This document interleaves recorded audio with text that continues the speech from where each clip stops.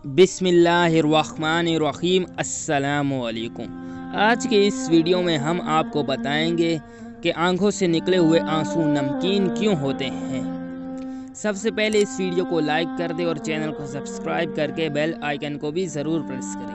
अल्लामा आलूसी ने फरमाया कि अल्लाह ताला ने आंसुओं को इसलिए नमकीन बनाया कि आंखों में जहां आंसू का मरकज़ और मुस्तक़िर है वहां कोई जहरीला मादा यानी इन्फेक्शन पैदा ना हो। जैसे कि समुंदर में 50% नमक डाल दिया, जिससे आज तक समुंदर के पानी में जहरीला मादा पैदा नहीं होता, वरना कराची, मदारिस, मुंबई और दुनिया भर के जितने साहिली इलाके हैं वहाँ ज़िंदा रहना मुश्किल हो जाता।